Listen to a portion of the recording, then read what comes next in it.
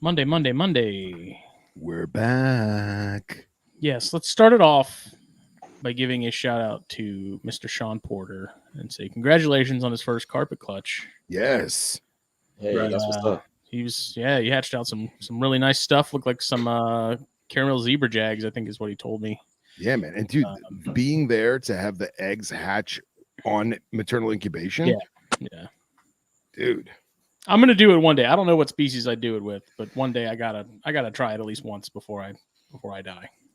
Yeah, for sure, man. I've never done brave it. enough to do it. But Cool, man. they look good. Now, I'm anxious to see how everything looks, after that first shed and stuff, and see how things progress and all that. So yeah, man, he had some really funky looking ones. yeah. So I figured we'd kick off with that. But we are here. It is Monday. This is episode 210 of Snakes and Stogies, brought to you by blackboxcages.com. Check them out. Facebook, Instagram. Shop around. You need a rack, you need a cage. Hop on over. Get something nice. Put in the code THN24 at checkout. Get 10% off your order. And then save even more. And there's a pickup option on the website at checkout. So if you're in the near vicinity of North Georgia, like north of Atlanta there, you can just grab a trailer, U-Haul, whatever. Maybe you got a truck. Maybe you already have a van or something. Be like Bill Bradley and drive down from Illinois, that maniac. Pick it up and drive back. Hey, man, you never know. Like, I know people that do herp road trips where they go to pick up an animal and then go shopping along the way. You could make a black box trip and hit some herp shops along the way. Yeah. Sure, there's bound to be a few between wherever you are and them, so check it out. And then Cold Blooded Caffeine, best coffee around. Got that. Woo! That Snakes and Stogies blend on the floor. That's not where it belongs. It belongs in your cup. That Mexican Rwandan goodness. I hear a lot of good stuff about that coffee, guys. It is very good. Delectable. Where do you get it? Where can I buy it if I was to buy it? You can get that at coldbloodedcaffeine.com. Awesome. If you use the code SMOKE, you get a little off too. Nice. It doesn't have to be our blend. It can be any of the fine offerings they have available. You won't be disappointed. Trey got some. I made some mugs for him for Schaumburg over the weekend, and Excellent. I had to ask him how the show went overall, because I think that's the first time they've done Schaumburg. They usually do Tinley. Yeah. So Schaumburg's right next door, right? Trey explained it to me when I saw him the other morning when he picked up the mugs, and it's like an hour, I think, further west. Okay. Than Tinley.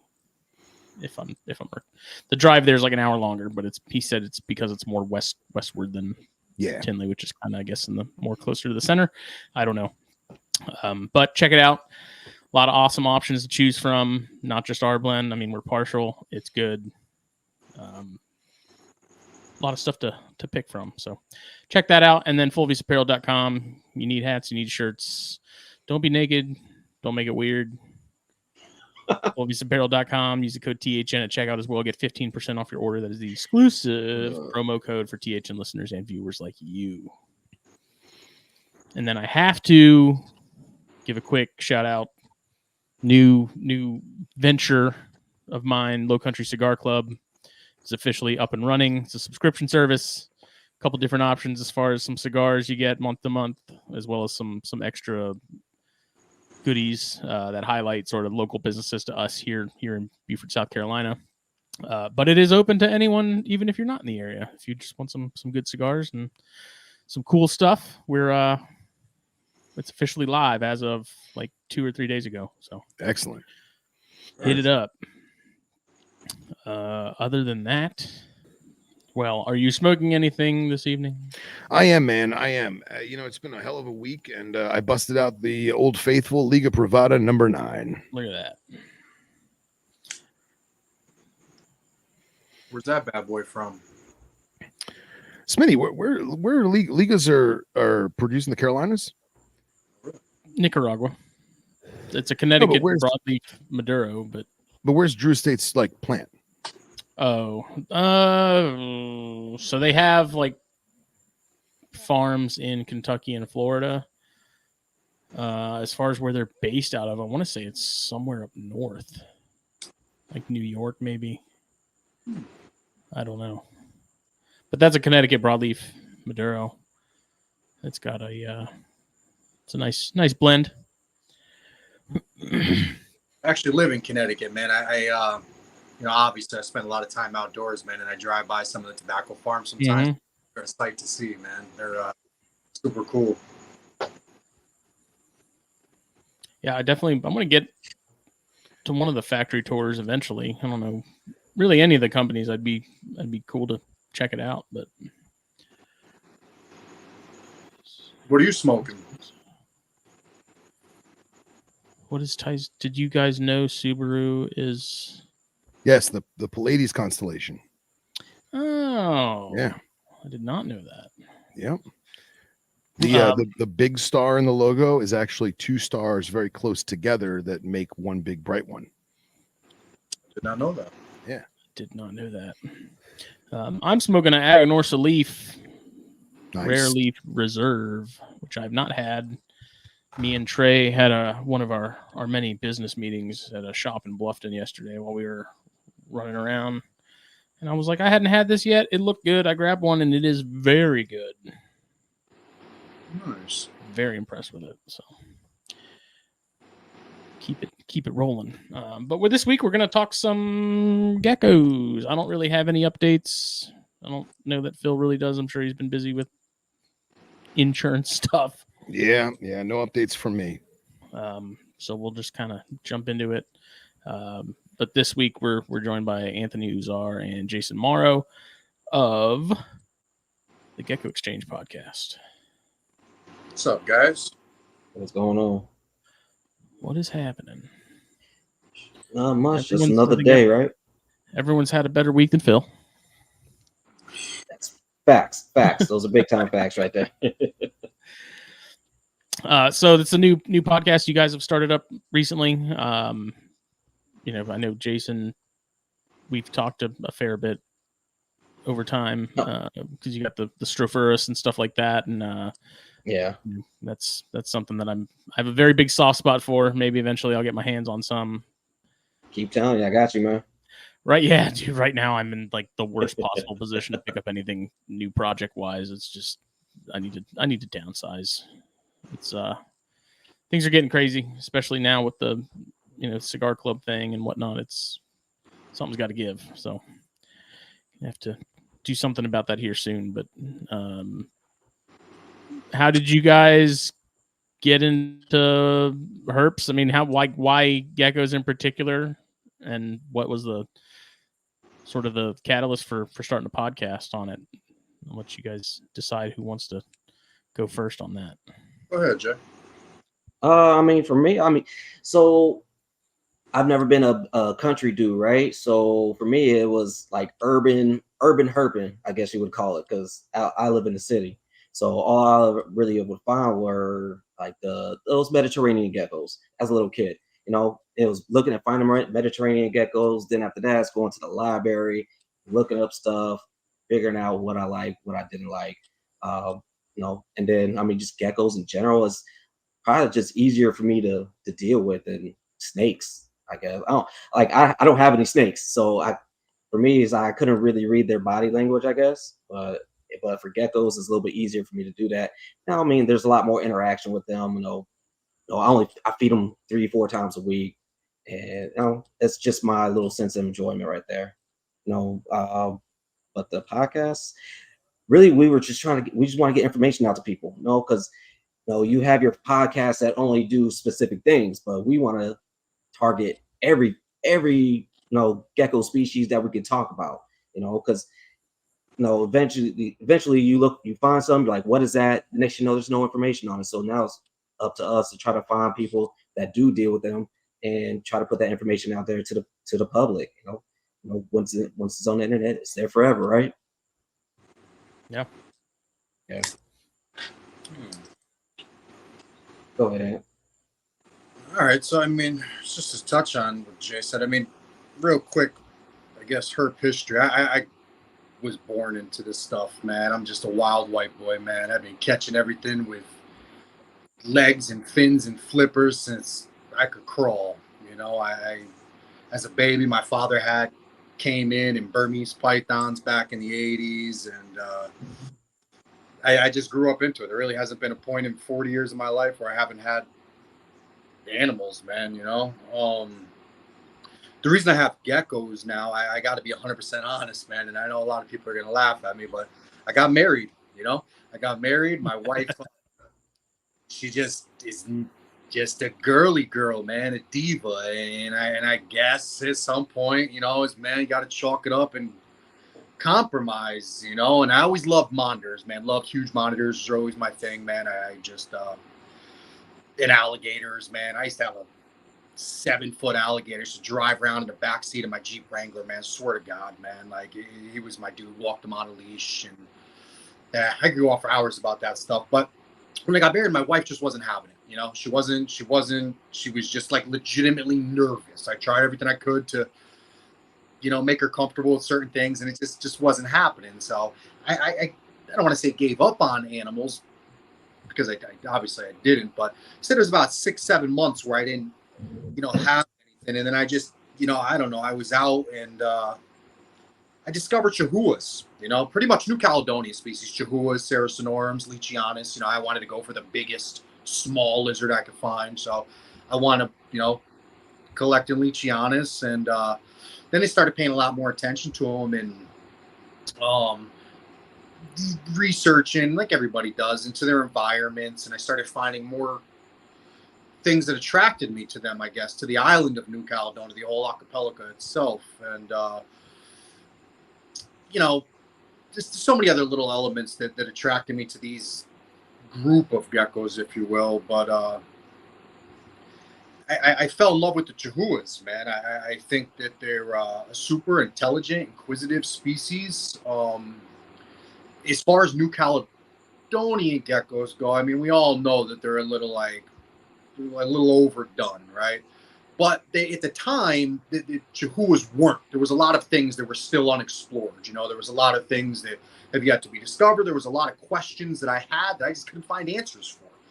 And like Jason said, we started to notice this together. You know, him keeping chahuas as well. We started to, you know, between kicking ideas around with each other, we'd say, why can't we find any of this information? Like, someone's got to have it, right? Like, how come this guy's so popular and this guy's so popular and they're so popular, but like we don't have this information? Like, what about all the small people? What about everyone out there that's doing the dirty work, man? Who all the small guys that are paying attention to the smaller collections and documenting and studying and traveling? Like, what about those people? Don't those people deserve a platform? Don't those people deserve somewhere where they can come and teach what they've learned? Like, and we started putting this idea together. Like, this is, you know, how we can do this. This is what we want to do. There's so many other species. And yes, I do keep New Caledonian geckos, and it's a little contradictory, if you will, you know, that I don't want to say bash crested geckos or anything like that, because they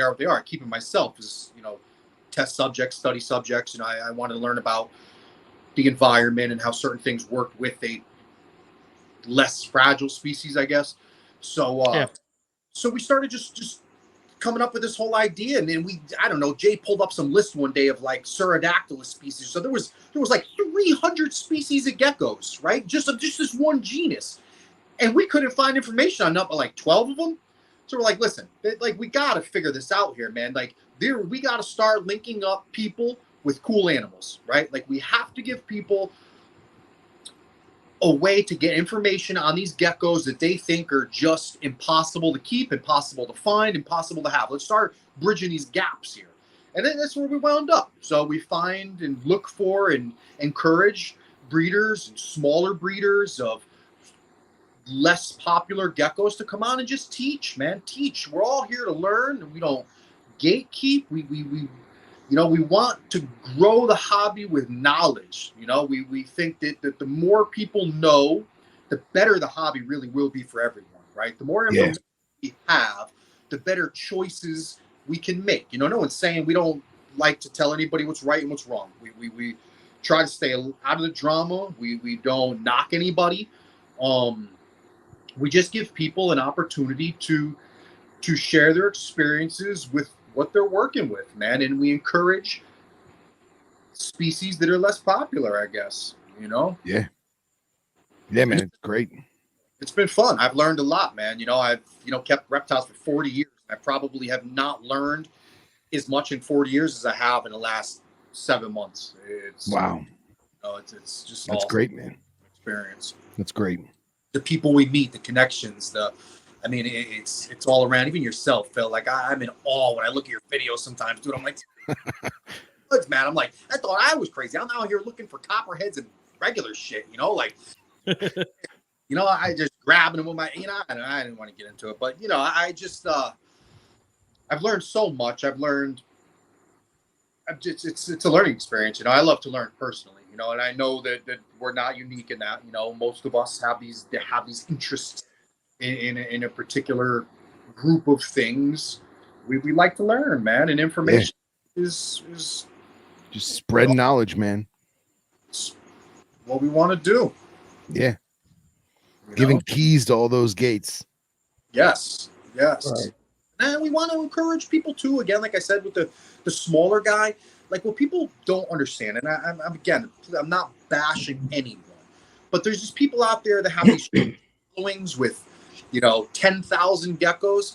In my eyes, they're no more important than the guy that has 5 geckos that studies them 5 geckos day in and day out. We all make up the hobby. There is no one group of people that's the hobby. The 5-year-old girl that has the pet salamander is part of this hobby, this community, It's and I know that some people just feel like sometimes like we've all been in social media groups and see how brutal they can be, and again, we just wanted to give people a judgment-free platform, if you will, to ask questions, to learn, to share their findings, and like we just want to take the egos out of the hobby, man. Let's just learn together, man. Let's just learn, We all have something we can learn from each other, whether you want to believe it or you don't. I promise you we do. We can all learn something from each other. Yeah, there's this weird thing where I've noticed is like with a lot of podcasts, sort of just in general, or like over time, is like it's the people that have been breeding stuff or doing something on a large scale that seem to get more guest spots and things like that. Like the people that are sort of just like what you were saying, have smaller collections and aren't working on like a massive scale with stuff, or maybe they just bred something for the first time or whatever. Like there is still input to be had there. Yeah. I think sure. like, you have people that have worked their ass off to try and get white lips to breed and stuff like that. And it's like, we could probably hunt those people down, but honestly, the person I'd want to hear that from the most is going to be Lisa Farina. Yeah. Hands down. It's like, because I feel like it's similar to the Ganyasoma thing for me. It's like, yeah, I don't have a massive collection of them, but I have a pair, and that's sort of what the focus has been. And so it's like to have only a pair that you're focused on. I think you kind of pick up on things and learn a little better from that rather than, 20 pairs of them and sort of eventually just it being a numbers game and you're hitting clutches and whatever at some point. I think man. There's more detail involved with the smaller sample sizes and stuff with that. Agreed. It's someone who has the ability to truly hone in on a small pair or group of a particular species, whether it be Pictus geckos or it's D'Albert's pythons. Like Lisa has other animals. She doesn't just have white lips, but like her white lip citizen science is breathtaking. And we all acknowledge and love her for that, Yeah.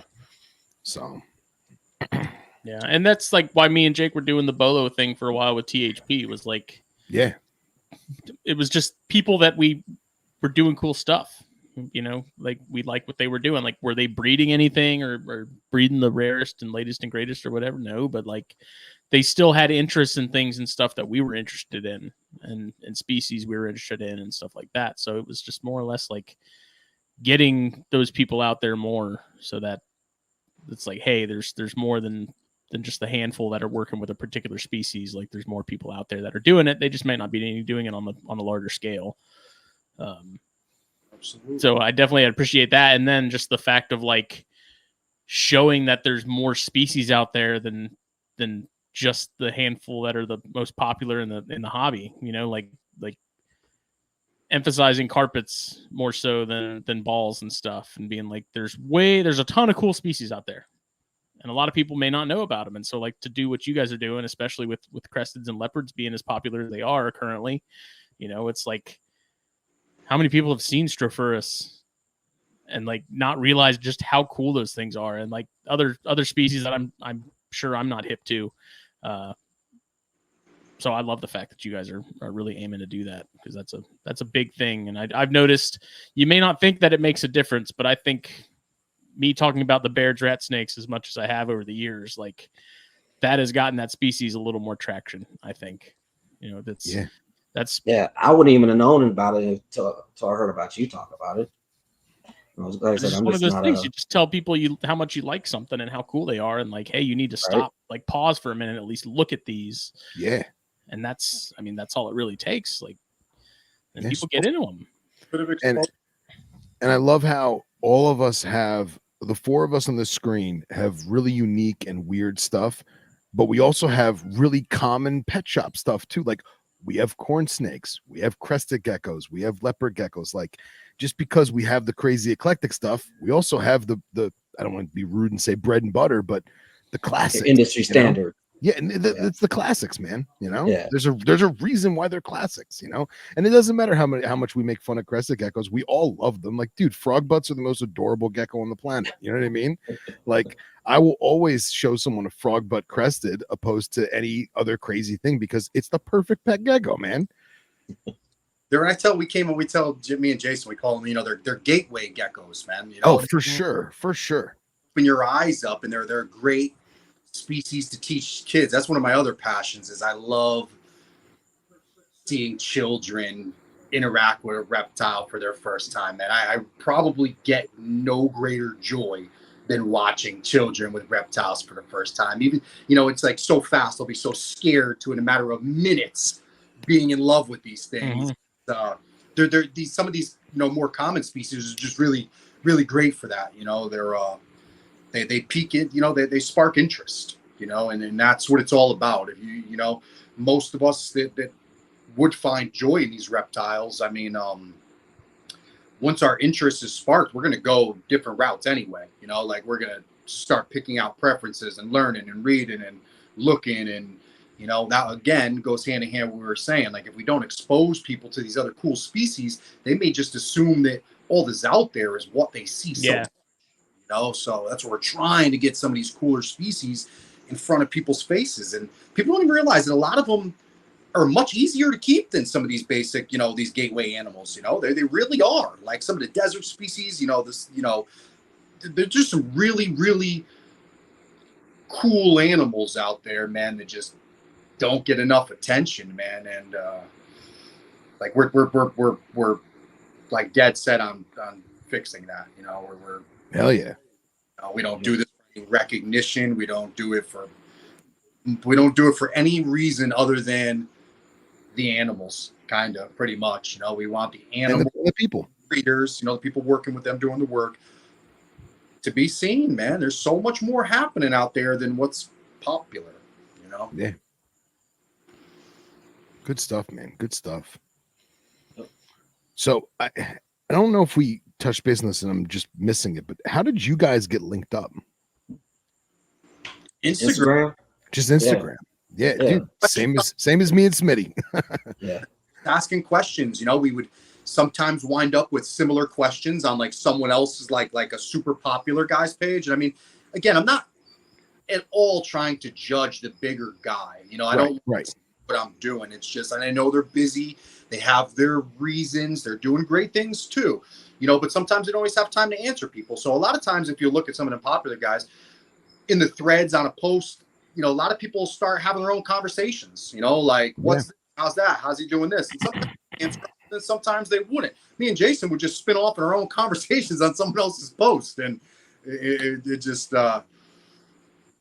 wound up, the friendship just came from Instagram and having a common interest and desire to learn. And we both acknowledged, again, not to beat a dead horse, but we both acknowledged all these cool species that maybe used to be in the hobby that aren't anymore, or some things that we'll see once in a blue moon that aren't seen as much. And, we just, again, came up with this idea. And we actually talked about it for a while and didn't act on it, Oh, yeah. It was like a year or something like that. Well, it was just spouting ideas back and forth.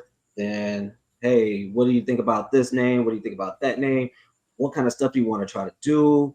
And then, next thing you know, he comes out with these logos, like, which one? I was like, let's do that one right there. And then after that, I started learning about podcasting, learning about editing. I started just going really hard on that stuff. And then next, we're here now. We're nice. We're probably, but we're like 12 episodes deep right now. Hell yeah. Yeah. So it's cool guests coming up too. Joe Hupp, we have Wally Kern on. We have Herb Harmon on Herb Times coming up. We got the kid from UK Magazine that's doing all those tours in New Caledonia and Bangladesh, wherever the hell else. Like we got some Phil. We got some super cool freaking people that have agreed to talk to us and teach, the masses, man. And it's really been kind of flattering that so many people have been receptive to the idea. Like a lot of people that I was honestly personally nervous about. Like, why would they want to come on and tell us and tell people about what they do all day? I mean, is everyone as weird as we are? Surprised. Yeah, right. We quite honestly haven't had, ironically, the only two people that have said no has more or less been like Jason's original Gecko mentor and my original Gecko mentor. Like the only two people that, like, for some strange reason were like, I don't know, type of give us the runaround crap. But everyone else, man, has been like. Well, I feel like you guys are jumping in at a very apropos time. I feel like some of those big names, I'm not singling anybody out. I'm not trying to put words in people's mouth, but like some of the big name guys, if you would ask them to do a podcast or an interview or go on air, as we say, 4 or 5 years ago, they probably would have said no. But now they see how mainstream the social media is and how interactive it is, and they're already talking to people on their own social media pages and their own business accounts. That why not? Why wouldn't you go on here? And I kind of relate it to they sell. A breeder sells a specimen to an individual, whether it be an adult or a kid, whether it's a first pet or it's an addition to a breeding colony.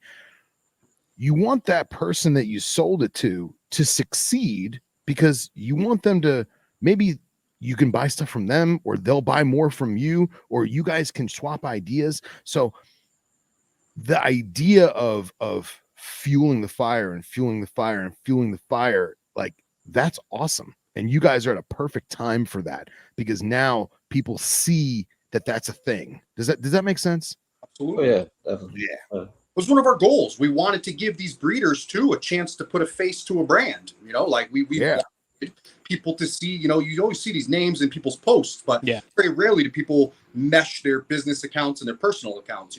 We feel personally, and I'm sure all of us feel somewhat the same. I mean, you'd like to know who you're buying from, right? Sure. $2,000. I'd like to know at least what you look like, right? Like, feel giving these guys the opportunity to pitch themselves. We're not against businesses and doing whatever you do. Rock out, man. Yeah. We want everybody to win. We want everybody to succeed at everything they do in this hobby. So we felt that having them on, putting a face to their brand and teaching their thing, giving their whole pitch, if you will, was kind of our leverage, if you will. It's our bargaining piece. We're giving you the chance to come on, put your face to your brand, and just teach us. Yeah, that's great, man. Been cool, man. I like to think it's good for everybody around. All the way around, everybody's benefiting in some way. Nice. Well, especially it's also it's strange because we're in a time where you have any amount of information you could ever want at your fingertips pretty much instantaneously, and unfortunately that's a mix of good and bad information. Facts. So I like to think that the stuff that gets put out, via you guys or us, or we're trying to help combat some of that information that may be outdated or just flat out wrong, and become a reliable source for these things. And even if it's something along the lines of like, this is what's worked for me, I don't know if it would work for you, but here's at least somewhere to start if you're having a certain particular issue or problem with something. It's like I can't guarantee that it worked, but I'm not withholding like trade secrets or anything like that, but this is how I approached it and handled it, and give it a shot. It's like not hard and fast saying like this is going to work for you, but I think people are a little more trusting and when you're more upfront and honest with it, in that way, instead of sort of having very high convictions in a certain particular topic. Absolutely. Yeah, well put. Well put. I mean, there's so many variables too, in this hobby that it's I'm gonna say drives me nuts, but it's frustrating when you see that someone will say, "This is how you do this. This has to be done this way." All of us live in different places. Every Facebook group ever around us is different.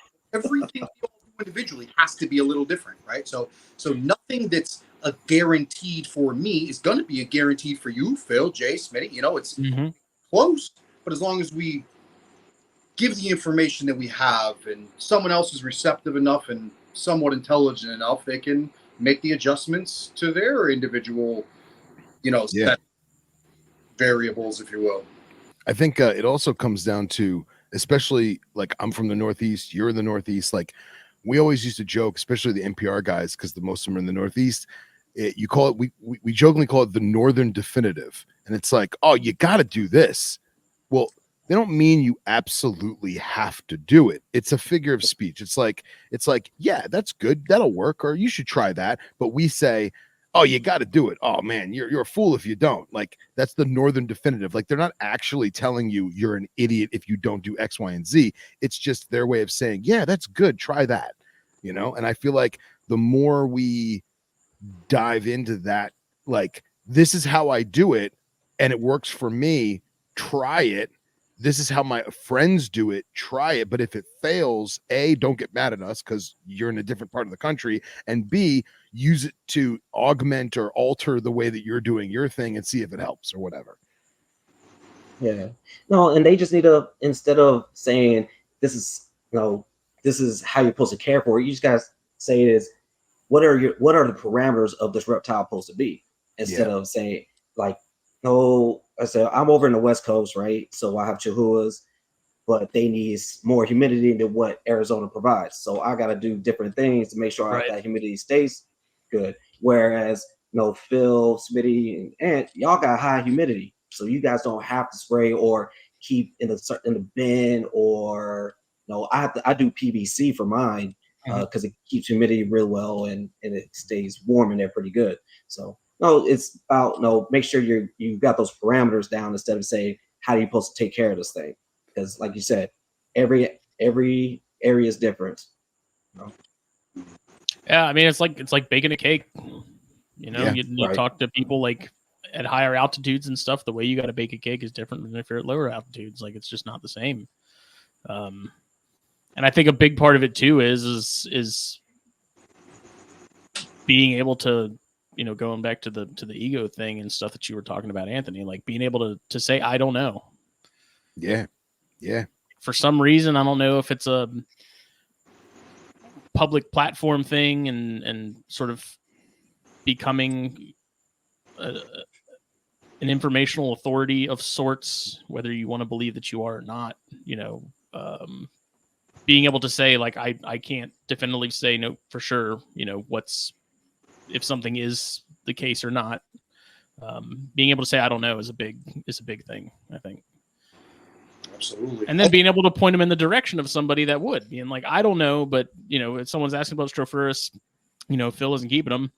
he can be like, hey, Jason does, hit him up, ask him. He'd be the Yeah. first person I'd go to, you know, like use the network that you have as well to help people out. Yep. For sure, man. For sure. I'm a super big advocate of always, and I'm really adamant about using nature as the proxy with any species. You know, Yeah. a lot of people all over Absolutely. shit on like, you know, they're not in the wild anymore. They haven't been in the wild. They're not in the wild. I mean, let's be honest. Like every species of reptile has adapted and evolved to an individual ecosystem and environment. So everything that a reptile is quite literally what it is because of the environment that it's evolved to. So nature is always going, in my eyes, always going to matter with a species. Now, I'm not saying that that's the go-to or it's going to work for everyone. That's not what I mean by what I'm saying. But if I ever have doubts or questions with someone, a species, I'll always just suggest that someone looks at the animal's natural range, man. You know, Mhm. adjust your home and your care accordingly. But you can't necessarily gauge it off of what I do, you know, unless you're close to me, and I'll gladly give you tips and whatnot. But I feel, I don't even want to say I feel, but I'll always suggest, I guess is what I'm saying. I'll always suggest that people use nature, you know, an animal's natural range as the proxy, you know. Yeah. Natural history will teach you way more than care sheets will. Yep. Sure. 1000%. And I find that stuff to be more interesting too. Like it's cool to know the natural history of chondros, for example. Like being so far away from that, I don't think I'll ever see them in the wild. But to have the information available at any given time to know what they're like, where they're coming from, and what they're experiencing on an annual basis, and being able to take what I need to from that and adapt it, you know, in the captive setting, however many thousands of miles away from where they'd come from. You know, it's the fact that we're able to do that and we're not having to guess like we did, you know, 40 years ago. 80s, you ain't a lot. It's crazy. Yeah, that's technology is, and I'm terrible with technology, dude. I'm like the worst person on this planet with technology. Like the disaster waiting to happen. But it's easy. It's easy enough for someone that has interest, you know, or a desire to learn to find these things out, man. I mean, there's so many other options other than Google Earth, but I'm just saying, for example, like you could pinpoint a mountaintop in New Caledonia if you wanted to, and literally look at a mountain range of where a certain locale lychee comes from. You know, it's it's cool, like you said, Smitty. Technology is made it, given us the ability to keep animals so much better, man, than the 80s, where everything was quite literally an experiment. You know? Yeah. It's, Yeah, we've got it so good now. It's like you think about, you know, an example again, like chondros. You know, the first handful of chondros that were coming in the 70s and stuff, not having a clue how to keep them alive at first, and then eventually getting around to figuring out, okay, well, here's how I get eggs, and then having that hurdle of, okay, well, how do I hatch them? You know, and like there were so many people that paved that way for us, that did all the difficult, like heavy lifting of it. Now that it's like this is probably one of the best time to be in the hobby and doing what we're doing, because the availability of species and then the information of how to actually keep them successfully and breed them successfully is, you know, it kills me when I see people that want care sheets in the comments of a group post or something. And it's like, I understand it's analysis paralysis with the amount of information available, but at least do some research. Like I have such a hard time putting care information in the comments when it's like general stuff, like basic baseline information. It's like that is everywhere. Like kills me. those basic things have their place, though. You know, I mean, even though I'm totally against someone getting an animal and then looking up how to keep for it, drives me insane when someone's like, "Hey, just grab this at a show. How do I take care of it?" I'm like, you got to be kidding me. But it happens. You know, it definitely happens, and I think that To the best of us. yeah. But yeah, I those basic, I don't want to say care sheets, but the basic standards of a species. I mean, they always have their place. You know, basic standard temps. You know, definitely don't do this. I mean,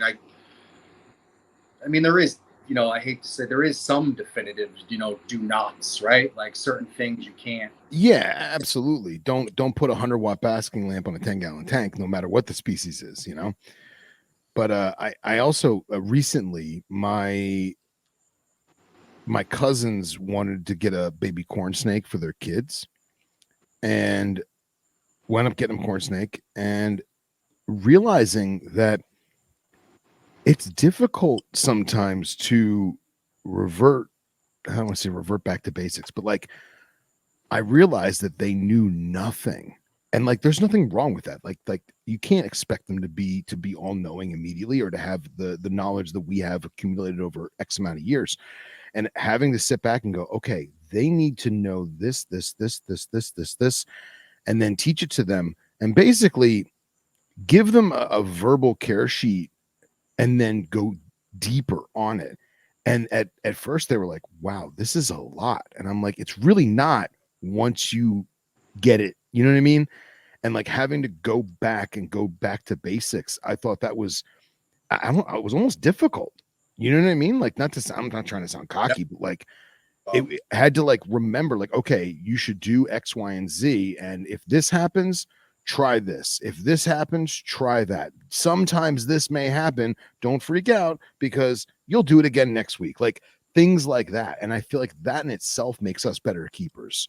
Like remembering like what we first learned or how we first learned it, you know, and we make fun of the Petco care sheets, you know, Chris Sanchez in the chat talking about reading it cover to cover. Now he's ready for Bolin's pythons. I feel like it's still a good thing. It's just expanding on that and evolving on that, like you were saying. It's almost Uzar. I think we were talking to Wally Kern. What are the current? Oh, I think Smitty's lagging out. I am lagging out. Marco. Polo. Oh, Okay. All right, you're back.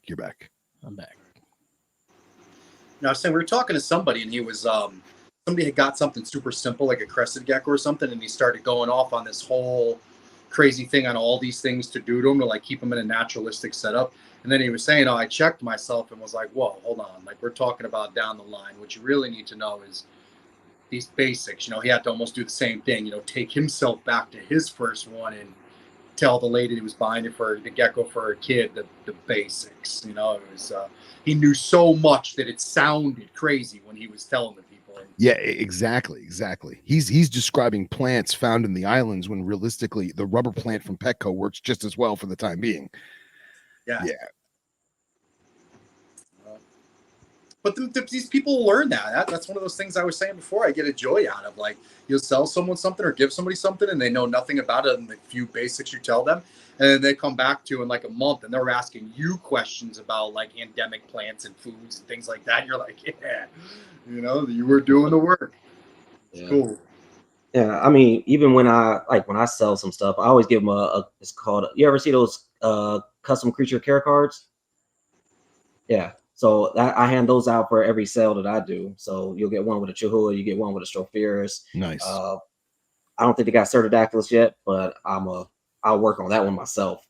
Yeah, I can't remember. I can't remember where I was, but somebody, I don't know if it was a king snake breeder, it might have been gecko breeder. I think it was king snake breeder, but they had their business card, and then they had like let's say they bred king snakes, corn snakes, milk snakes. Okay, just basic thing.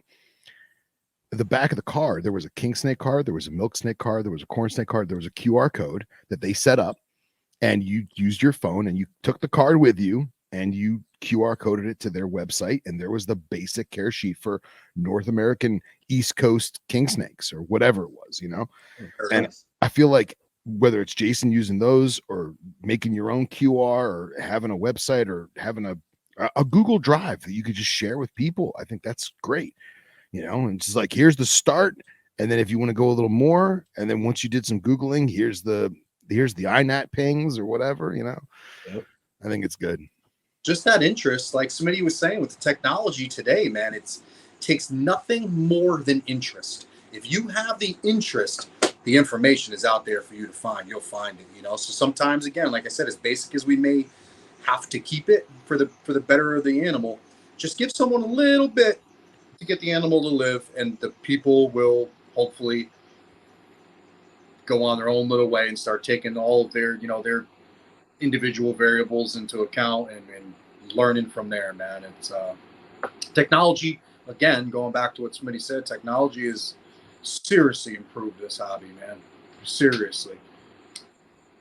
I mean, all those little the QR codes and things Jason said. I mean, technology really has its hand in all of that, man. I mean, it's yeah, it's crazy. Like we always talk about like going on a naturalist and like looking at like you zoom out to the continent of Africa, and in the search bar you type in ball or royal python or ball python, and it shows you them all. You can zoom in. Well, you can take that and see, even if it's obscured, you can see where the animal is.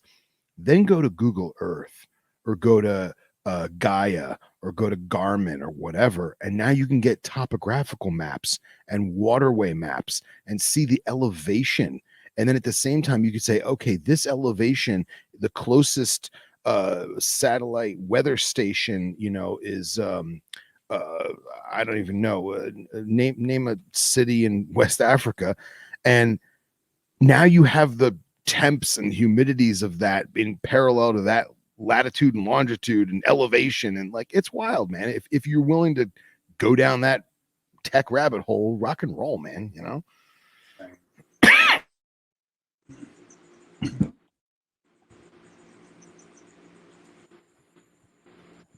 What are we looking at as far as collections go? Because I know you both Jay's have a lot going on. than mine, I'm sure. Yeah, I mean, I got Chihuahuas. I deal with those. I deal with I have Cerdodactylus. I'm starting to get more Cerdodactylus now. I do have Cerdodactylus nebulosus. I'm getting Cerdodactylus striatus. Probably September. I got my Stropharis intermedius, Stropharis ciliaris. I'm actually working on a trade right now to get some Stropharis springeris. One of our guests that we just had on reached out to me and was like, "Hey, you want to swap?" I'm like, "Yeah, sure, no problem." Nice, I got plenty. I got plenty of intermedius babies. So, what else?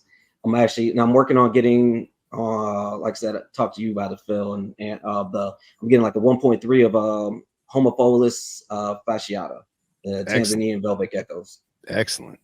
Yeah. So a lot of my stuff is more obscure. I do, like I said, but I do have like that bread and butter with the Chihuahuas. It's still good, man. And dude, if you're gonna have bread and butter, Chihuahua is pretty awesome. Yeah.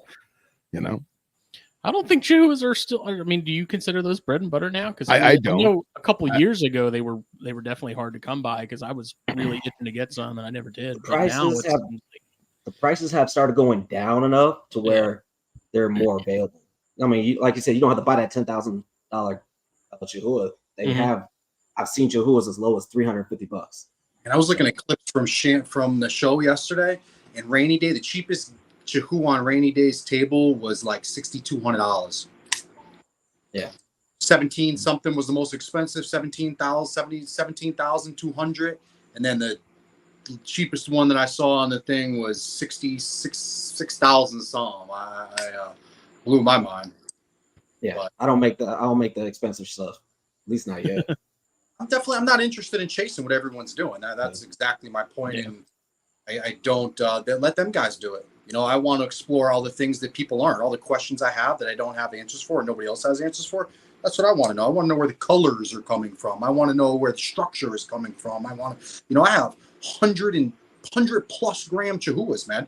Like these guys have great collars and cool stuff out there, but I'm big into keeping them supernatural, snails and free roaming food and endemic plants, and I don't really have an interest in selling anything. Again, I have nothing against anybody that does. My interest is really just paying attention to all the things that I feel people don't, I guess. Like we're curious in lots of things. With Chihuahuas, there's allegedly 3 locales now, right? You have your Pine Island, your mainland, and the Jalus. Now, the only bit of information out there is what LAC Herps is put out, and the kid is brilliant. Andrew Gilpin is about pore count. Well, I can personally vouch with my collection that information cannot be correct, right? Like I have locales with all of these poor counts. I have. It's just there's more to be studied and more to be done, and those are the types of things that I'm really interested in. Again, I'm not chasing what the hobby's doing. The big white collars, I admire them. I think they're beautiful animals, but I just not really what I'm interested in. I Yeah. guess um, I'm limited in my species on what I could keep in my collection.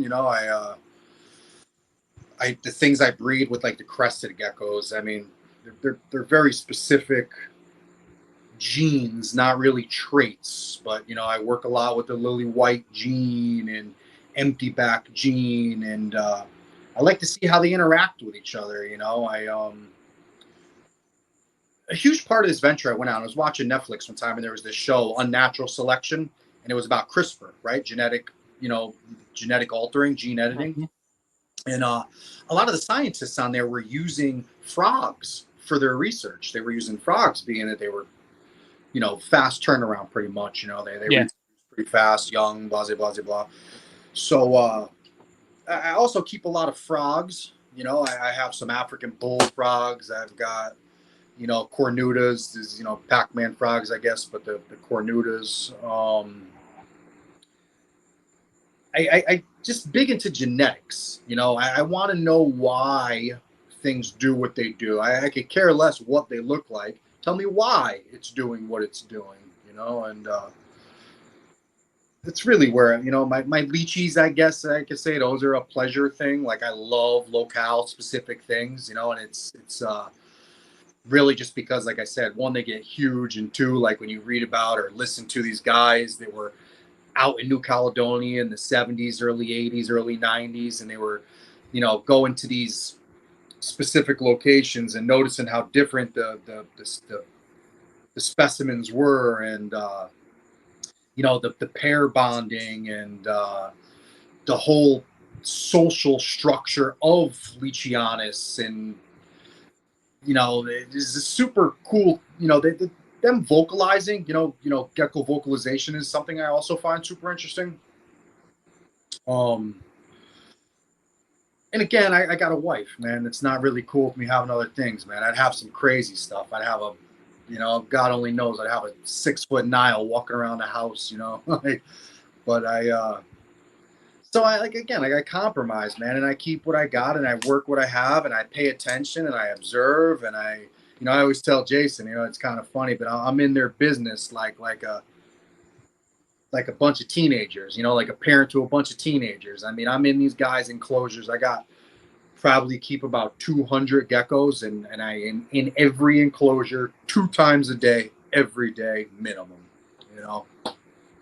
Every one of them, and I work a full-time job too. But I just have that interest. Like I want to know. I want to know why you're sleeping, what the temperature is doing to you, what the humidity does to you, what the gecko in the enclosure next to you has to do with it.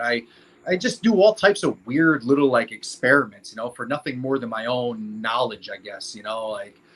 People ask questions and say, "Hey, my gecko does this," or "My gecko does that."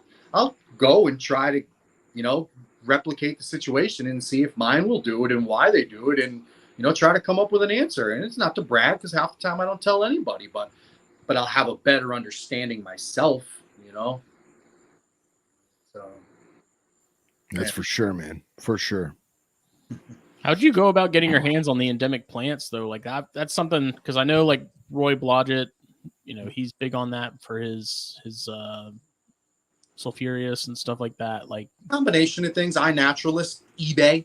I could find is that where you like, where do people actually go to like buy these? Is what I always couldn't figure out. It's like I'm sure you could look them up, no problem, but it's like the availability of those, I'd imagine, can be kind of tough. Yeah, some are, and I don't have, don't let me lie to you. A lot of things that I have to compromise with. I have Australian species. Yeah. Don't actually have a New Caledonian. All of them are not biotopes, but I'll look for what I can find, So I'll go on, like I said. I mean, I'm growing them right now, but I wind up getting some baby fig plants. I can't even pronounce the name. There's a certain type of fig that grows naturally in New Caledonia. It's like a endemic thing. I was able to find them on eBay, man. And a lot of times you can buy seeds and whatnot. I haven't gotten anything from New Caledonia, but I've gotten plants from Indonesia. I've got cuttings from Indonesia. You just got to look. Like it's not as easy as you think. Some of the plants that I have are actually really, pretty. I went off on a whole nother journey with these damn plants, man. And I tell you what, I haven't in 40 years experienced as much disappointment as I have with these damn plants. Like it's terrible, man. It's terrible to get something to grow and then just done, dead. A plant that required a certain amount of water as a seedling, it does not require it as a maturing plant. I mean, some of these things are vining plants. They aeroids. It's a battle. If that means anything, it's a battle. It's a hobby unto itself. It really it is. Really, just the research is a hobby, 2 greenhouses right back here, man. I have 2 greenhouses in my house for trying to grow these damn plants, man. It's almost impossible. I kill more plants. Never killed a rep. I can honestly say that probably in my whole life, unintentionally, I've fed things to things. Don't let me lie to you. But I've never intentionally or unintentionally lost an animal to poor husbandry. And I'm not bragging. I expect it any time, but just hasn't happened. I kill fucking plants on a daily basis. I'm killing something. Some plant, right the day before I wake up next morning, some plant is dead. Yeah, man. I'm with you. I kill plants really, really well. Not on purpose. That's why I don't just have use any plants. plants. Yeah, I keep it simple. Yeah, I for the longest time I tried to get different strains of spinifex grass for the knobtail geckos, and I could not get it. I could not get seeds. I could not get plants. It was just tough, and I realized it's because it's Australian, because it's desert, because it's endemic, blah blah blah. Well, I finally found seeds, but then everyone's warning me like, oh, if you get caught bringing them in, it's a crime and blah, blah, blah. And I didn't want to go down that rabbit hole. And then I found a landscaping company like in Texas or somewhere that sells bushels of spinifex grass, Really? like in like the root ball with like the netting on the bottom, they like tied off with netting. Absolutely. Yeah. But the smallest one they sold was like 40 centimeters in diameter. Like, and it's like, I'm not going to be able to plant that in a terrarium. Like, it's not going to happen. So I basically gave up on it. I didn't sell plugs though, man. I mean, I know it sounds, you sold plugs to other guys in the hobby. I look at guys all the time to keep these Australian, not desert species, but these more arid species. Yeah. Dude, I look at all of them. I'm like, find these grasses, man. Like, why are you look for these grasses? And I just, I think that if you've got, again, I would say maybe talk to Gecko Lando. He does because he has those Stropharis elderi and he puts the spinifex in his but tank. Is it real or is it fake? I don't know. I would see. That's the thing. I found plenty of fake. Talk to him. Yeah, for sure. And then it's the same time as like, okay, do I even want to set up that big of a vivarium? You know what I mean? Like, would it be cool? Would it not be cool? Would it be a pain in my ass? I don't know. Would the geckos even use it? Would they burrow in it? Would they live in it? Who knows? But never know until you do it. I know, right? I know. Maybe in the future I'll get a big 75-gallon tank and put 2 geckos in it.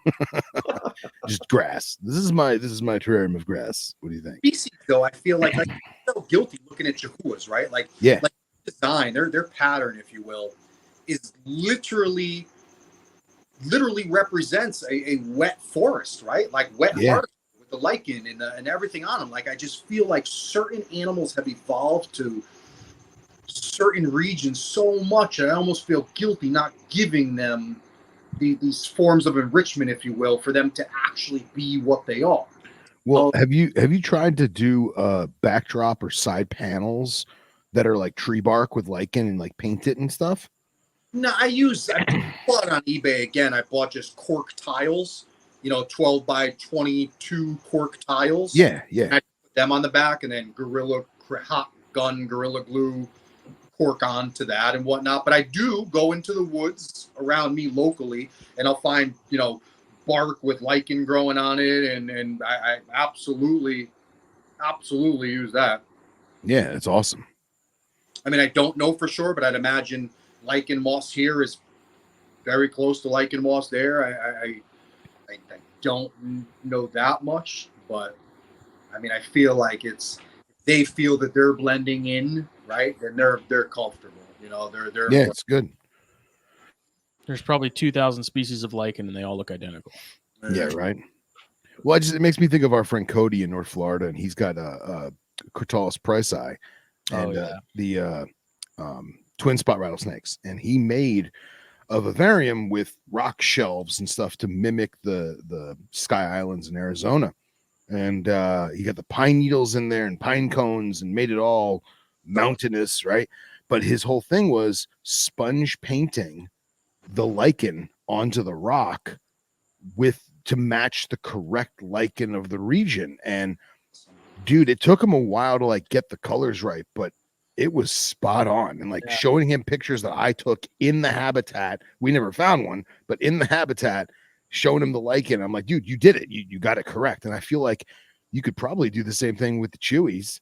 Yeah. Just even if you took the cork flats and like stacked cork flats onto each other, and like you could sponge paint that, and dude, I think it would work. I would definitely. I mean, I have intention. I would love to do it with the foam and the the dry lock and all that. I don't know why I haven't, to be completely honest with you. I mean, I don't want to say. I mean, you do have a full plate, bro. yeah, but I mean, let's be real. It's definitely something I will do. I'm a carpenter, right? So I don't want to. I go and I swing a hammer all day, and it's all I've ever done is build shit. And then I come home and it's something enjoyable, and I love building my little terrariums and whipping them together. But to build more shit, I'm just like I always find a reason to put it off and something else to do. Yeah. But, I'll get to that later. Hey, man, I know it. I know what it feels like. Big old African bullfrog. So I'm building him a badass, a 40-gallon front opening enclosure with a water feature and some live grasses and reed plants.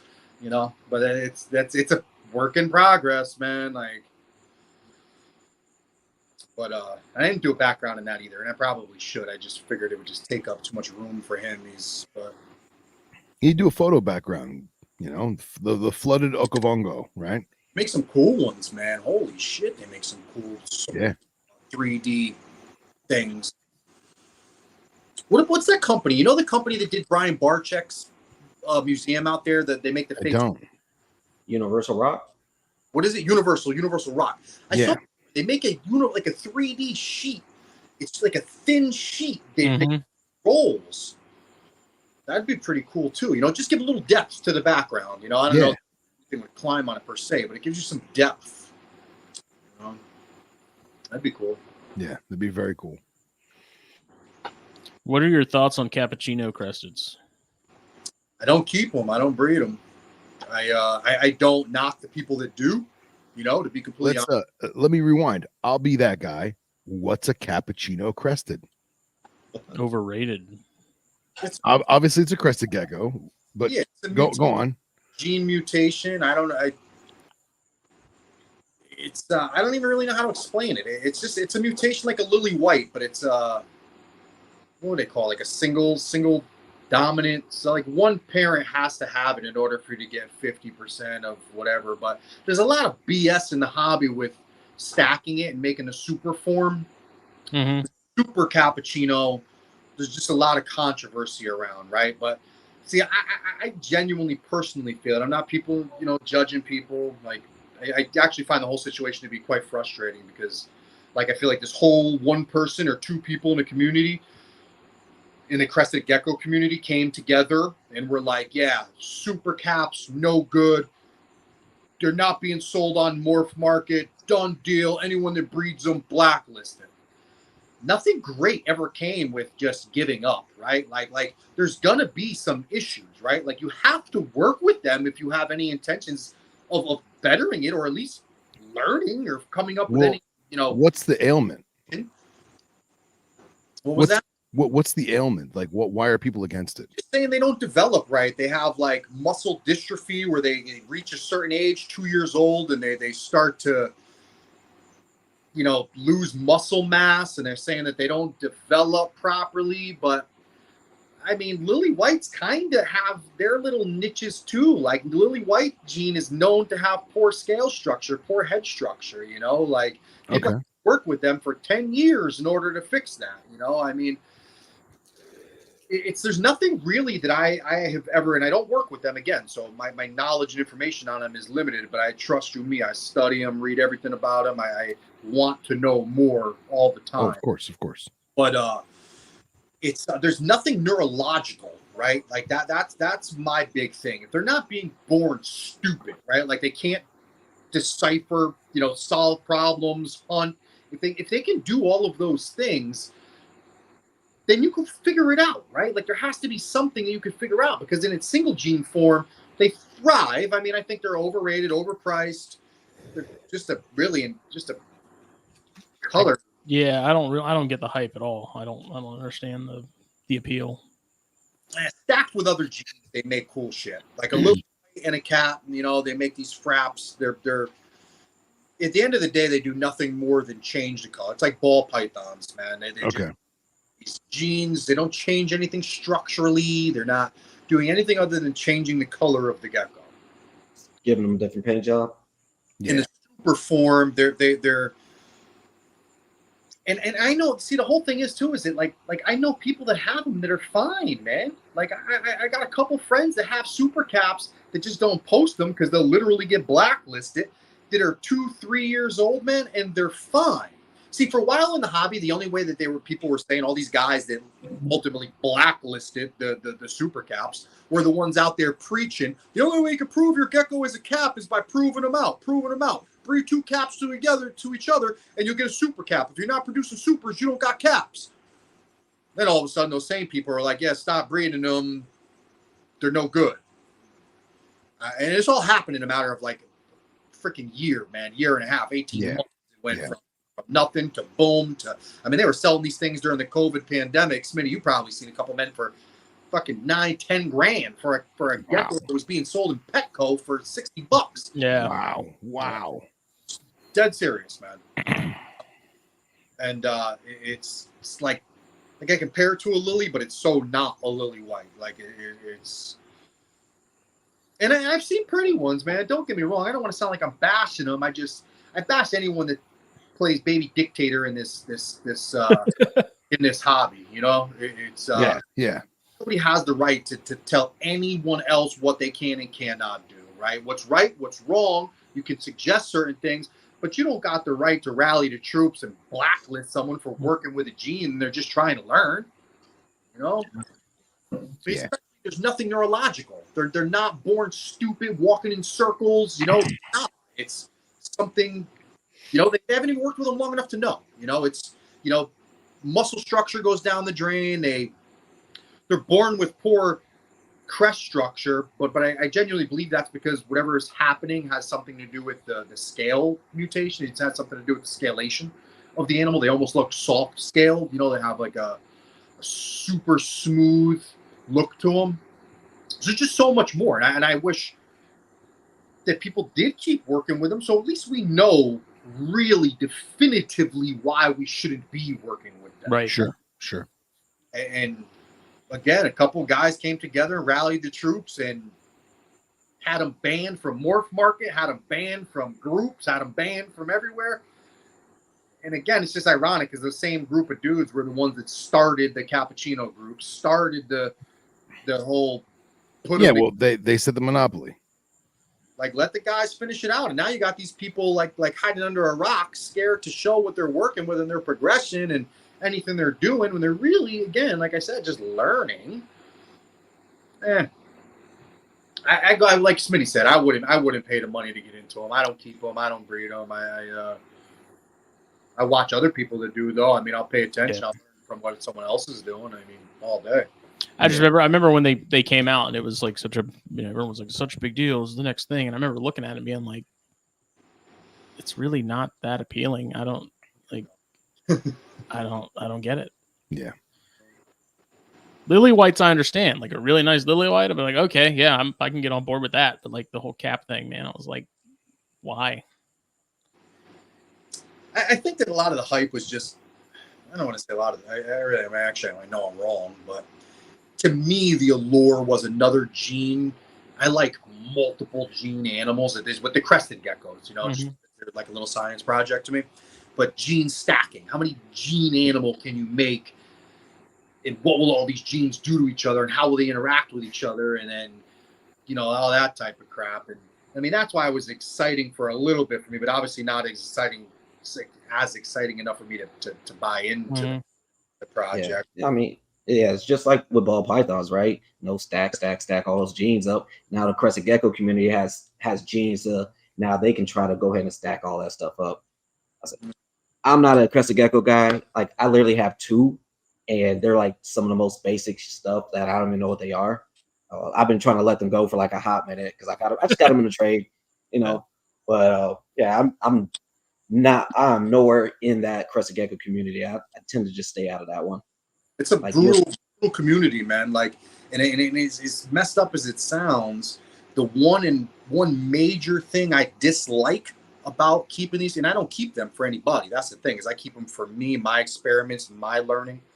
Is the community. That community is so toxic that, like, if anyone was to get into geckos and look in these groups for you, probably just not want anything to do with them. You probably would just turn around and haul. If you were smart, you'd turn around and haul ass.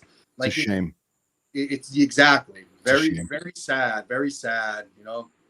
Yeah, Very, it killed me, man. Because when I was breeding them, you know, it was. I always hated in the groups. You know, you get the people asking, you know, should I breed these? And then the whole labeling of, well, that's a pet crested and that's a breeder crested. Like you shouldn't breed pet cresteds. And then that sort of would segue into, you know, oh, you shouldn't breed. The market's saturated. You're going to have a hard time selling babies. And it's like, yeah, you probably will have a hard time selling babies. But at the same time, to sit there and tell someone you shouldn't breed, meanwhile, you've got 20 ads on Morph Market or wherever, and you're still cranking out eggs. It's like, if it's that saturated, then why are you still doing it? you almost got to think it's a business ploy. Like it killed me, man. It's like, I'm never going to tell someone not to breed when I'm breeding stuff on a yearly basis. Yeah. Like if you want to learn something, how to start getting it, like no one can deny they are one of, if you never had a reptile, you wanted to dabble with breeding something and reproducing and learning something, they're a great species, man.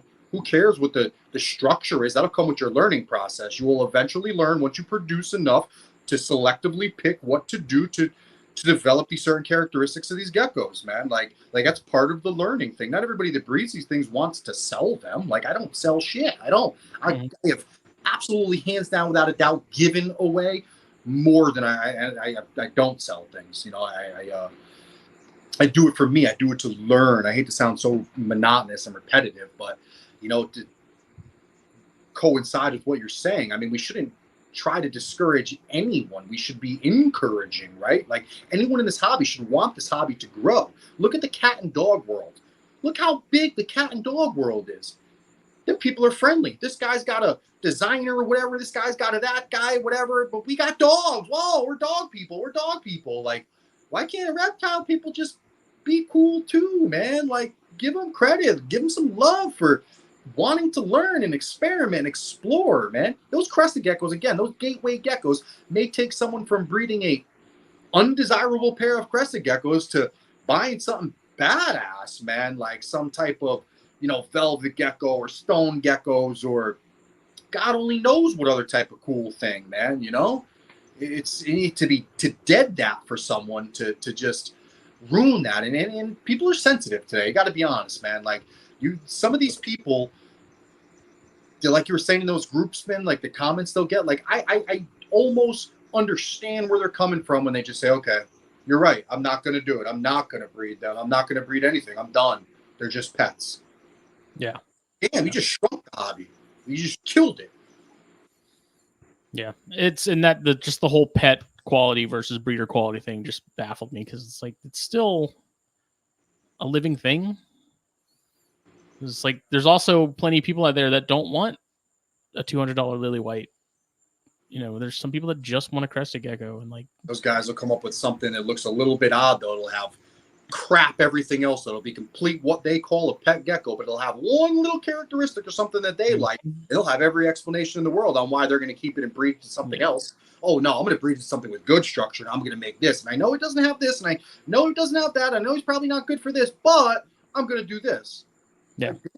Like, why are you saying that to these people? Like, and I think there's definitely like people need to know what they're signing up for if they're going to reproduce babies and stuff. Like, I'm not saying blindly go in and start breeding stuff, but to tell someone flat out like, oh, there's market saturated, don't do it. Meanwhile, oh, next post they put up is, I got 6 pairs together right now. It's funny you say that. The one thing I'll always say to people, and the only thing I'll ever really tell anybody, is have a plan for all the babies you're going to make. That's all I can suggest. Right. You'll learn, you'll have a blast. Just know they're probably going to make you about 20 to 24 babies for one pairing. You're going to have a lot of babies. So whatever you do with them, wild. Have a plan. And that's crazy, man. That many babies. Dude, it was all fine and dandy until I hit like the 80 mark, and I was like, okay, this is a lot. Yeah. It was smooth sailing up until that point. And I was like, eh. Were you using racks? Were you using like a bin lidless systems, or? No, I had like for my adults and stuff. Even the babies, I had individual tubs and whatnot. I feel like that's like make or break with time, dude. Like depending on a setup, probably. Like, huge difference in time. And I don't use lidless for my grow outs and stuff. I have lids on everything, and it's like it's what slows me down, you know. Mm-hmm. Yeah, but Jason's cranking out those Strophurus babies. Yeah, trying, you know. No, I mean, I like the intermediates. They've been, like I said, those things are just like, man, it's like clockwork with them now. Like just put them through their cool down. Next, they're good to go, and boom, they start pumping out eggs for me. The Cilieris, that's been a little bit more of a challenge. Mm-hmm. Yeah, but I lost my female a while back, so now I'm pretty much, that project's been on a back burner until this female right here and my new male over here get up to age. Like the female should be ready by next year, or early next year, and then but I don't know how long before this male gets up to size. What seems to be the sort of the hurdle with those compared to the intermediates? I don't know. Honestly, I think it was just probably I bought it from the wrong person. No, because I mean, he couldn't give me information I really needed. Like I was like, "Hey, who'd you get it from?" And he couldn't really answer it.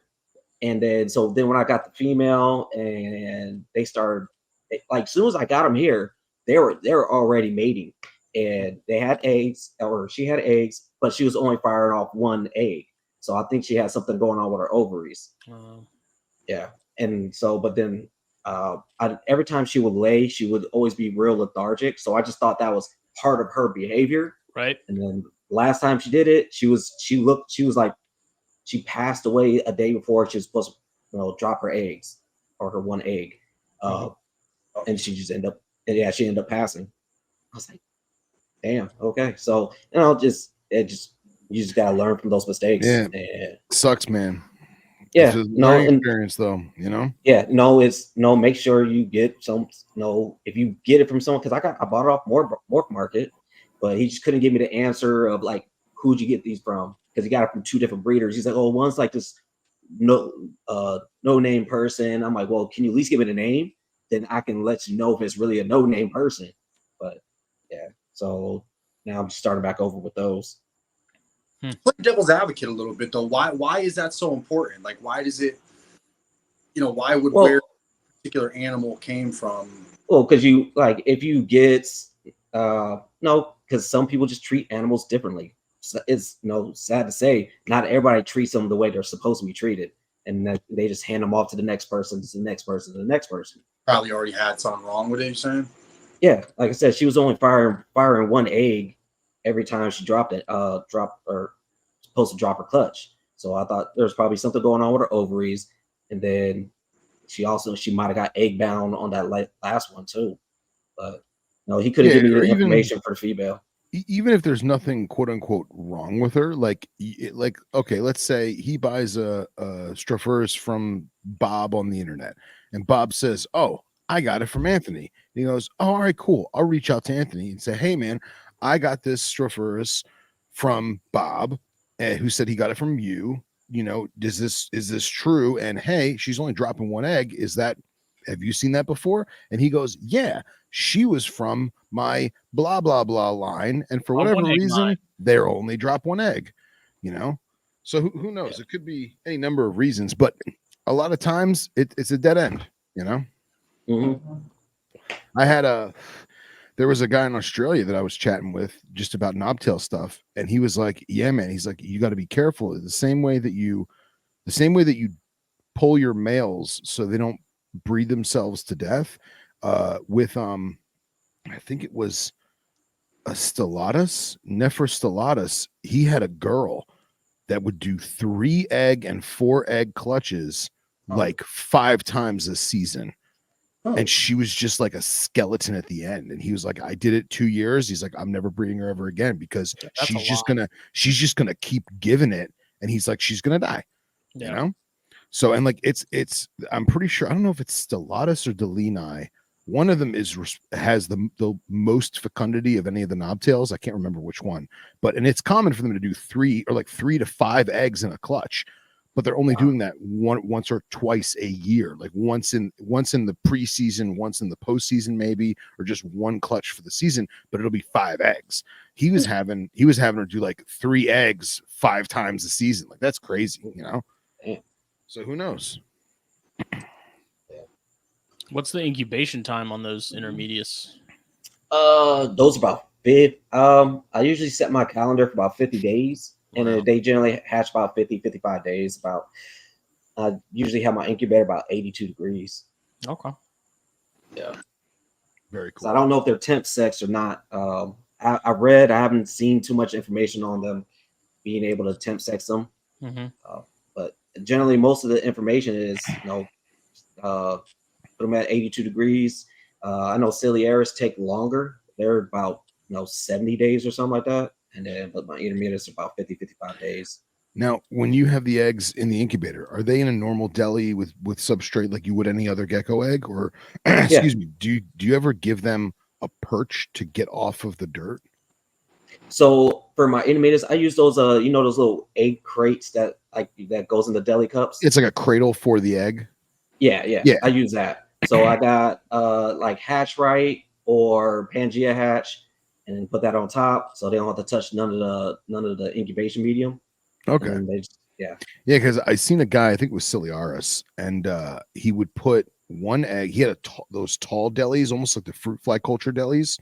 I got those. He would have the vermiculite or whatever at the bottom. He'd have the egg in the vermiculite, and then he would have like 2 little wooden dowels. There you go, just like that, and that's how he incubated it. And then the minute the gecko hatched on its own, it would climb up the dowel, and then he could literally just take the dowel out and just move the dowel with the gecko into its new enclosure or whatever. And I didn't know if that was like a thing with Stropharis or like that's just his way of doing it. I thought it was really cool. Yeah, that's his way. I use these cups to put the babies in. Okay, cool. I don't know if you can even see it, but one in. Yeah, in there? Yeah, it's tough. Yeah, they're like this big. That's adorable. Yeah.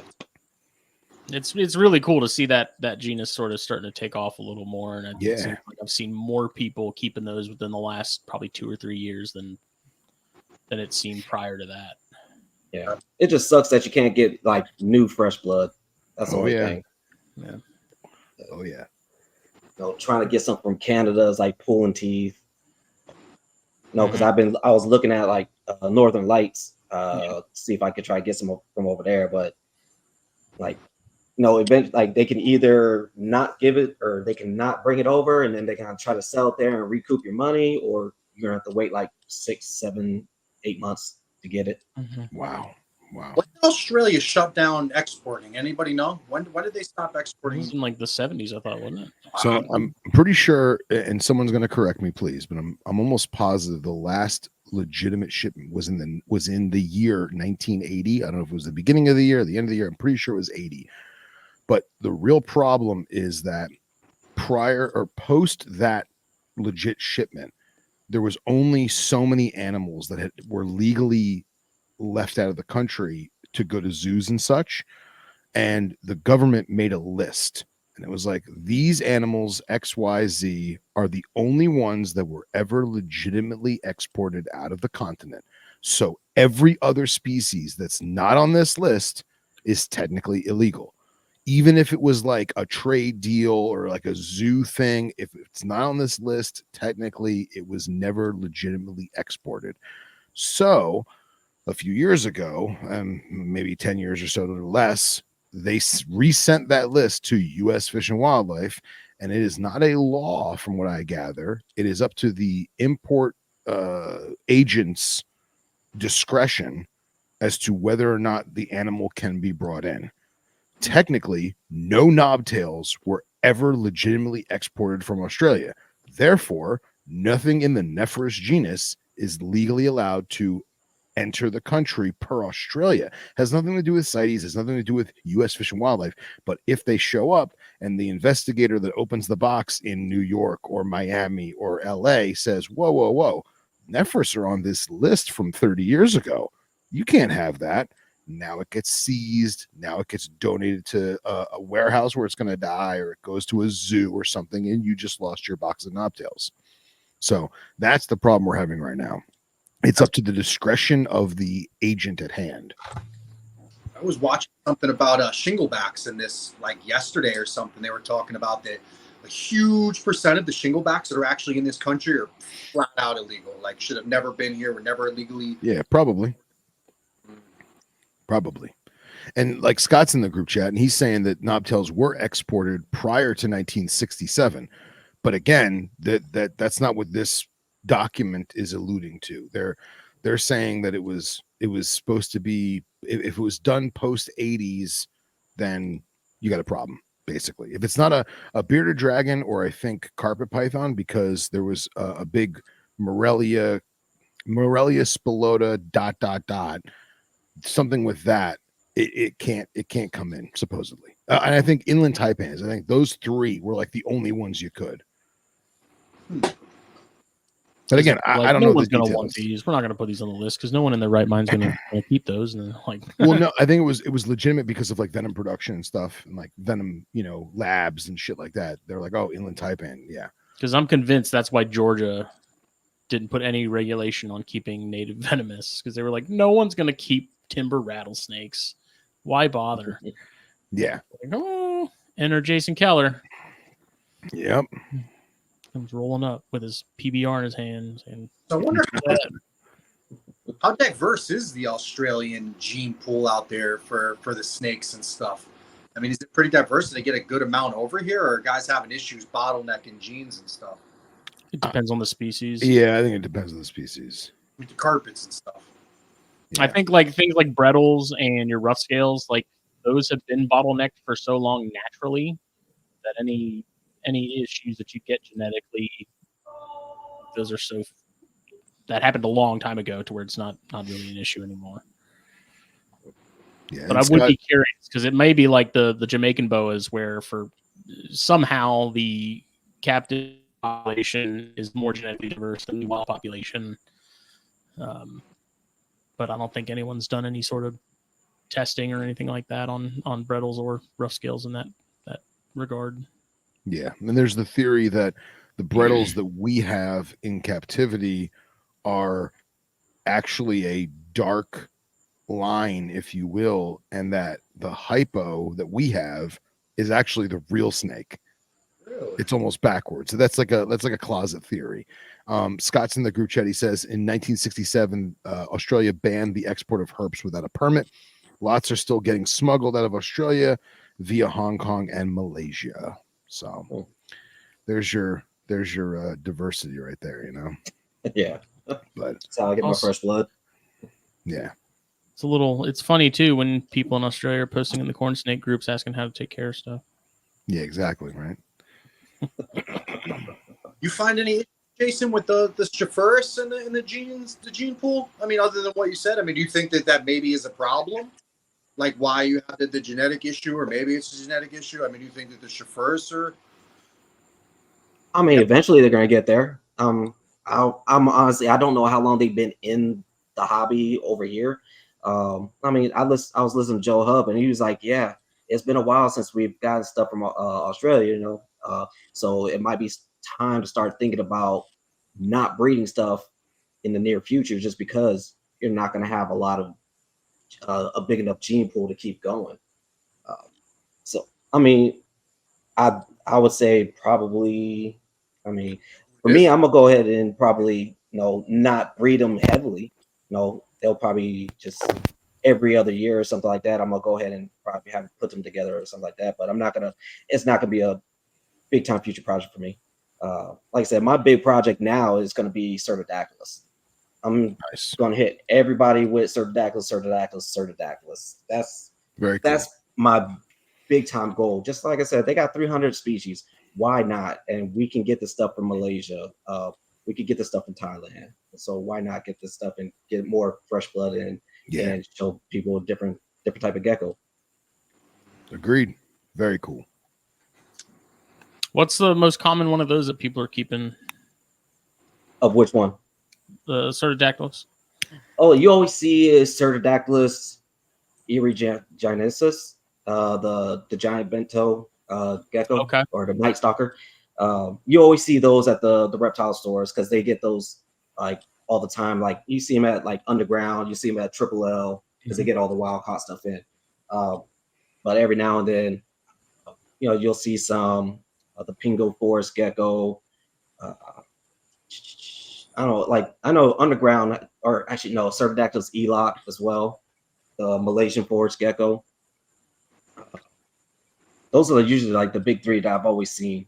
But there's a lot more. You just gotta try to find, find someone that can get you this stuff. Yeah, and anyone who's ever seen or handled those giant bentos in person, like one of the coolest geckos ever, man. And like I've been there at Underground when they got a shipment in and like cracking the crate open and like just taking deli cups out. I'm like, dude, these are incredible, man. And I feel like if someone like yourself focused in on that species, even grabbing a small group of wild caught adults and just sequestering them in a thick jungle, fresh air, ventilation, dark and shaded canopy away from human interaction, and just focused on them and let them be them, I think they would establish really well. But nobody wants to do that. People want to shove it in an Exoterra and take it out every day because it's a giant, awesome gecko, Yeah, but super impressive. Like on almost leechy in impressiveness, Yeah. Very and I mean, much. like they're pretty elegant as well. Mm-hmm. And like I said, even my Cerdodactylus nebulosus. I mean, really small gecko, but really elegant. Like I said, for most of my geckos, I'm hands off anyways. I kind of let them just do their own thing. I just make sure they got food, make sure they're pooping, clean up everything, and just let them go. Once every few weeks, I'll do my health checks on them, make sure everybody's doing well, make sure no one got bite marks on them, make sure no one got any kind of burns from UVB, and other than that, I let them be about their day. Yeah, man. Hey Phil, does Underground import themselves? Like, do they actually dude, they are so awesome. Like that's my to look at like what's in the country, because they keep the things they don't even have in stock, but things that they've had in the past. Man, they have such a badass website with all their geckos and stuff, dude, that it's like always my go-to thing to look for the next rare will be popular species, man, is Underground. Sure. And I'll tell you, man, there is this stigma of imports, and it's not a stigma, man. Like shit comes in rough and things die, but it's not because of bad treatment on Underground's part. It's because of all of the things that animal had to go through to get to Underground, and then Underground is putting it in a very temporary setup because it's going to get shipped out again. It's going to get sold again, and now it's going to go through those rigors again. So I see where people have this hesitation, or they've heard bad things, but if Underground gets in a box of geckos on Monday, and then they're set up, And then Tuesday they were hydrated, they were fed, and then Wednesday they were put on the website, and you buy it Wednesday and it gets shipped out again. It's never had a chance to relax. It's never had a chance to de-stress. It never really had a chance to really get that drink that it got. I mean, yeah, it drank the water, but it didn't really get it. You know what I mean? And I always tell people, like, don't be afraid to buy an import gecko or import lizard or import snake from a place like Underground. Just remember that the minute you get it home, you got to let it relax. You got to let it chill. You got to give it what it needs and sequester it and leave it be and de-stress first. And then think about deworming, and then think about, checking the husbandry aspect of it. Let it just chill first. They get so many cool things, man. And so many people don't buy it from them because of a stigma. And it's sad, Yeah, they definitely. I mean, I can't think of anyone. I mean, damn, I don't know if there is anyone that has the variety that they have, man. Like it's like being able to go shop at a zoo, like a reptile house. And just think, man, it used to be way cooler. Yeah, before restrictions, before legislations of sorts and permitting systems, and oh man, we used to get some crazy stuff, man. Crazy stuff. And they still do. They still get some amazing animals, And then you have something like Williams eye geckos. Man, Underground and Strictly would import hundreds, if not thousands, of Williams eye geckos. And they were legitimately exported. They were legitimately imported. And Tanzania and Kenya didn't know what they were doing. And they were like, oh shit, what did we do? Guess what? No more, done. And now a gecko that we used to sell for $8 is, I don't even know how much they go for now. It's like 200, 250 around there. Yeah. Crazy. So that's crazy. Yeah. I keep seeing viper geckos and getting tempted. Dude, how can you not, man? Like, those little things are communal. Yeah, so cool. And dude, man, I won't lie. What are the Smitty? What are the little tiny desert dune geckos that Fadi keeps? Stenodactylus. Is it Stenodactylus? Okay. Stenodactylus, yeah. Dude, and like Fadi, Daffy's Reptiles, love the guy. He's got these Stenodactylus set up so cool, and I want to do them, but I almost am afraid that I'll want to use them as feeders for stuff. And I don't want to be that guy just yet. But how cool would that be to have like just this rolling sand dunes, even if they're fake and I made them out of styrofoam, I think it'd be awesome. And nobody's really breeding them. They just get the imports. They keep 1 or 2 imports as a pet and they leave it be. But I feel like if someone really like Fadi or Daffy really focused on it, then dude, it'll be awesome. I know what's called. So was it Dion Reptiliatus? I know he's pushing that real hard as well. Okay, cool.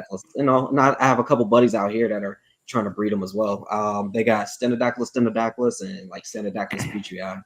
Yeah, I think Fadi's got petrii. Yeah, I think he does too.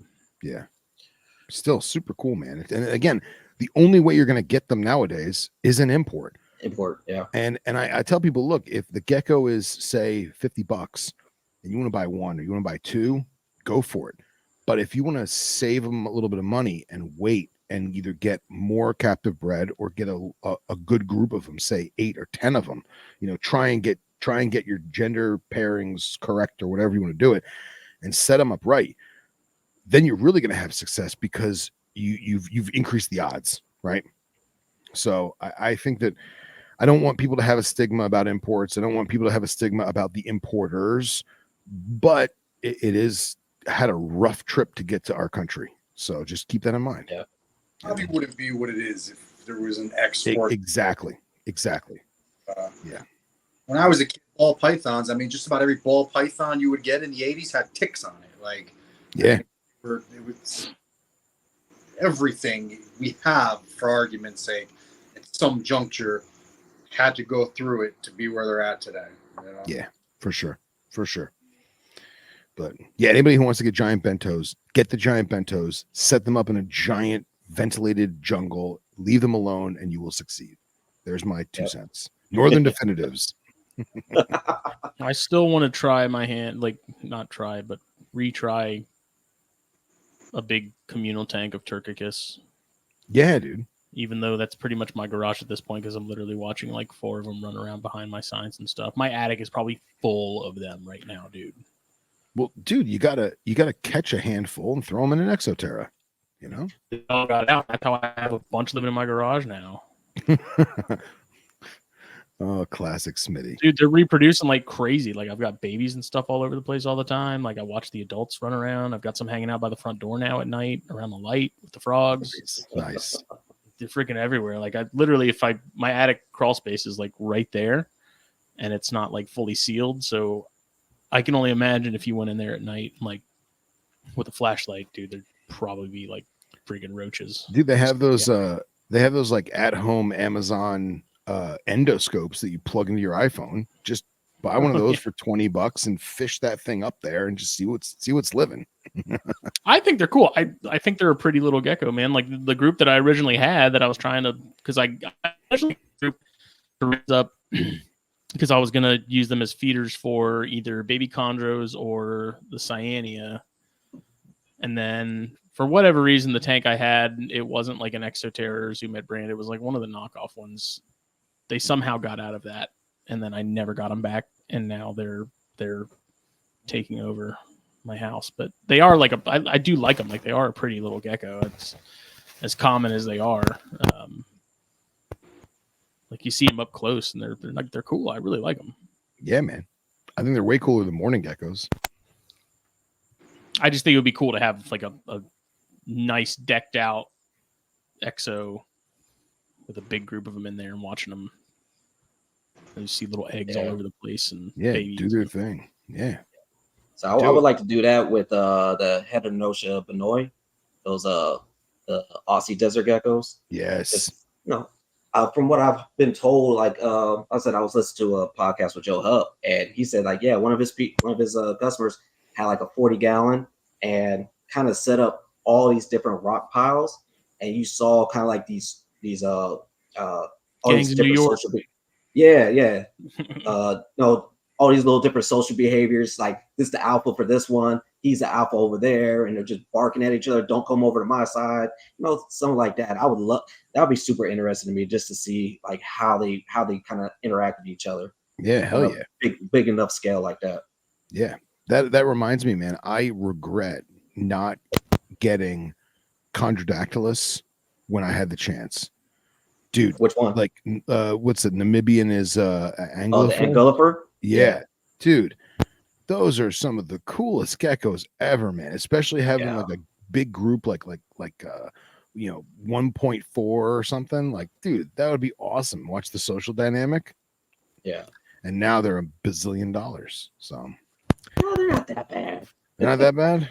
No, I mean I found them for like 500. Okay. So, see, now you're in knobtail country, man. Yeah. So. Actually, I saw one over. Actually, I've seen 2 of them in the past month locally. Really? In two different shops. That's crazy. And then I got a buddy that said he's trying to get some too. And I told him, I was like, you might as well hit up. Like I said, we talked to what's his name, Jake from Just UK. Geckos. Yeah, because he breeds them as well. I told him, I was like, dude, talk to him. He can put it on the import that I'm getting from him anyways. Yeah. Because we're actually gonna have them back on again with him and his dad. Me? Wow. Oh, wow. Yeah, it's Smitty. He touched it. It had like 30 different species of geckos, man. Like a collection, like. Yeah. He has a really nice collection. Totally made me rethink it. Literally had me rethink everything I'm doing, man. Like, it's the best ones, man. It's the best ones. Dude, I mean, like, not a lot of every species, but he has these small little groups of a lot of different species, man. Like it's I admire it. Very cool. Well, gentlemen, we're at the 2-hour mark. Is there anything you boys would like to touch base on before we start wrapping things up? You know, I mean, just make sure check us out. Yeah, us out on the Gecko Exchange podcast. Yeah, You Gecko say- Exchange podcast. And then Instagram is also the Gecko Exchange podcast, right? Yes, sir. Cool. We have a Facebook group where we post for questions. If anybody, we'll post our upcoming guests. If anybody has questions they have for our upcoming guests, you can post them in the Facebook group. We'll get the questions asked. And until we figure out, how to do like you guys do. I mean, maybe I'll tap your head later, Smitty, Phil, about how to do the live things and all that. But we got a Facebook group, our Instagram, YouTube, Spotify, iTunes, Awesome. And if people want to get a hold of each one of you guys, what's the easiest way for them to do that? So you can find me at Ghouls and Geckos and on Instagram. I don't really do much of Facebook for the Gecko stuff, but Facebook, find me Jason Morrow, Morrow. And it's ghouls like ghosts, right? Yeah. Ghouls and geckos. Ghouls and Geckos. And my Instagram, I just put everything on my. I don't have a business or anything like that, but I post on my Instagram is Cold Blooded Gems, and there or me and Jay are both, we're both always checking out the IG page for the podcast. So I mean, I'm here to answer any questions. I mean, if I have any information that anybody could possibly use, man, just ask, man. I'll gladly give it to you, or I could definitely point you in the right direction to someone that will. Awesome. We're here for the people, man. We want to help bridge those gaps, like we said before, man. Get everybody linked up with the people with the right information. Good stuff, man. Good stuff. Definitely have to take. Is that Scott? Yeah, Nate, Scott. yeah. I definitely have to take you up on the offer on Carpodactylus. Yeah. I like those. Those are pretty cool. It works out because he's in Australia, so like, the time zones to match up isn't nearly as difficult as it is with like the European crowd. So yeah. Okay. Yeah. Good stuff, definitely man. make it happen. Yeah. This episode, as always, is brought to you by blackboxcages.com. Check them out. Facebook, Instagram. Use that code THN24 at checkout. Get a little something. Choose the pickup option if you want to save on shipping. Head on up, down, over to North Georgia and pick it up. And then fullvisaapparel.com. Also use the code THN. Get 15% off your orders. Exclusive promo code for THN listeners and viewers like you. And then Cold-Blooded Caffeine. Use the code SMOKE because you want some delicious coffee. You will not regret it. It is amazing. Hoping to bring some to Daytona for us to enjoy, Phil. Excellent. To get my hands on some, and then just figure out how we're gonna make it. Oh, dude, we'll bring a little mobile coffee pot hot plate thing, and we'll be good to go. Mr. Coffee, Mr. Radar. There you go. Flip and Tin is happening Thursday, so that'll be live here on the YouTube and Facebook and stuff. So tune in for that. Other than that, it's business as usual. Excellent. So we will see everybody later. Bye. All right. See y'all later.